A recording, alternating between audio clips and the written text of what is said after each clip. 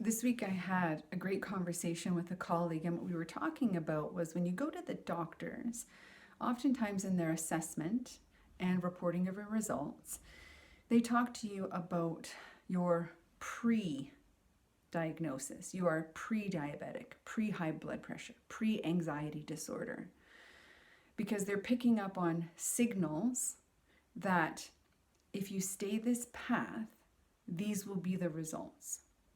And because you're not quite there, you're not diabetic, you don't have high blood pressure, you don't have an anxiety disorder yet, the interventions to get you back on track are less invasive and less difficult to implement. Just like in emotional intelligence, we describe our emotions as pebble, brick, boulder experiences. We all experience emotions in ranges of their intensity. So for example, a pebble emotion that moves me from a state of wellness could be concern. Left unattended, that concern can escalate into worry. And left unattended, worry can escalate into anxiety. And then the outcome of continually missing those signals and experiencing anxiety eventually leads to then repetition in my behaviors, toxic behaviors to myself, to my team, to my organization.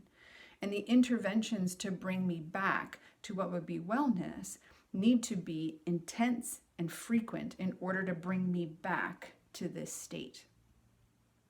So when we consider the value of emotional intelligence to an organization, it's the individual's capacity to recognize that difference between pebble, brick, boulder, to have the emotional self-awareness skills at the pebble stage, and then the powerful regulation and management skills to bring themselves back to wellness.